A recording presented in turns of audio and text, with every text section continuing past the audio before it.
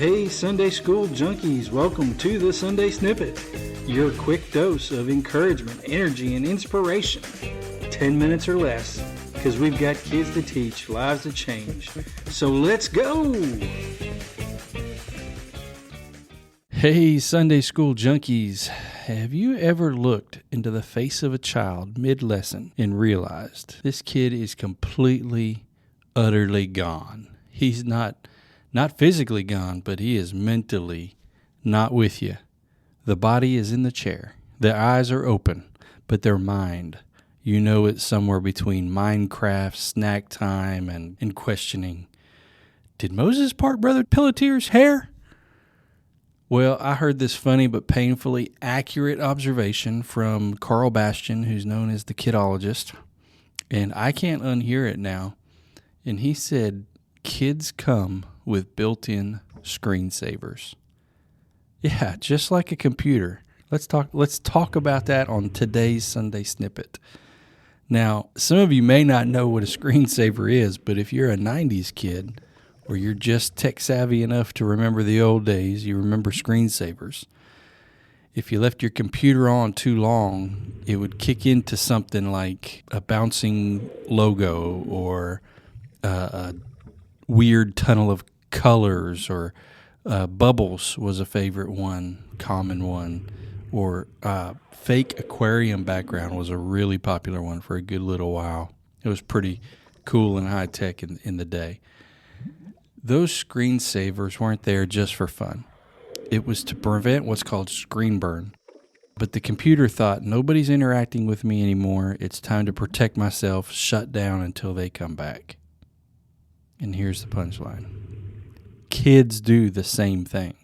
Kids have a built-in screensaver to protect themselves and shut down until somebody comes back. When kids get bored or confused or they feel ignored, they're going to drift. They may not physically shut down, but mentally, they're activating sleep mode.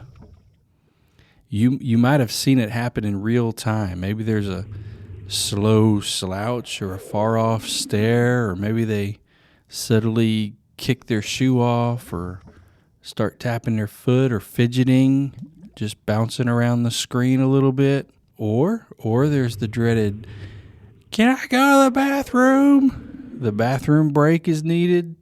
Those are sometimes signs that the screensaver is kicked in. Now, how do you wake up a screen? It's pretty easy to get that screensaver disengaged.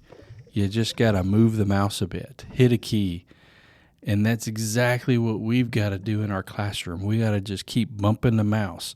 Now, I'm not saying go up there and hit a key as in, bump the kid or hit the kid. No.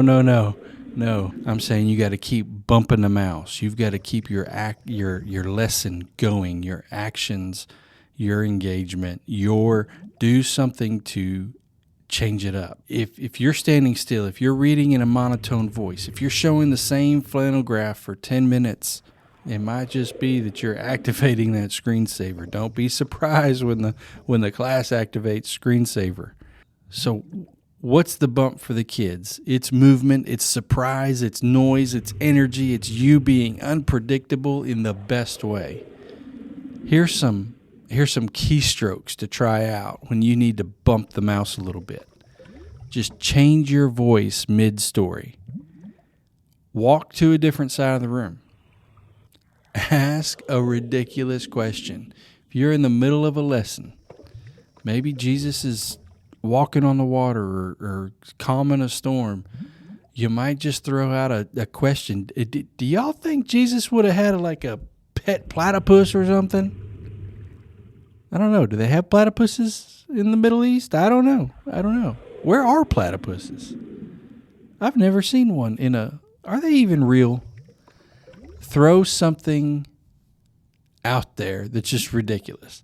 Bump the mouse.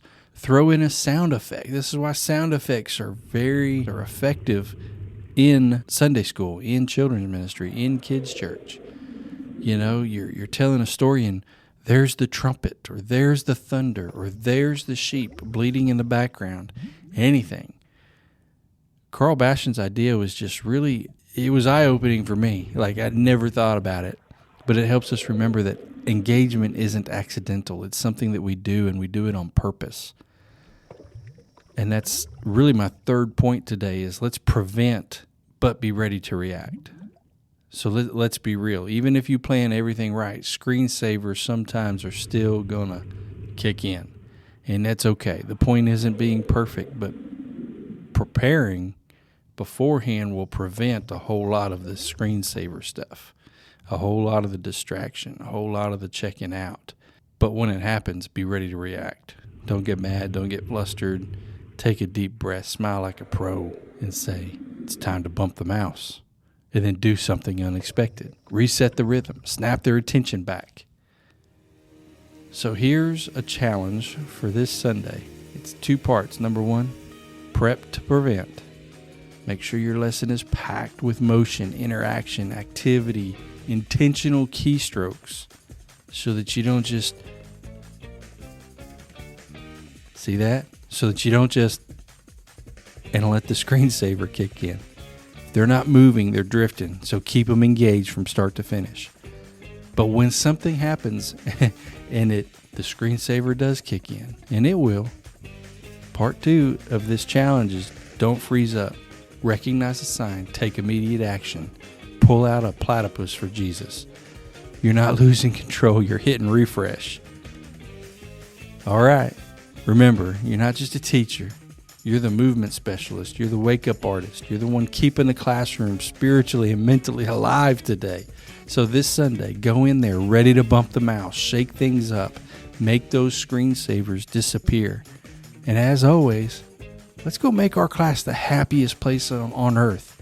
And we'll do that when we are involved in having fun.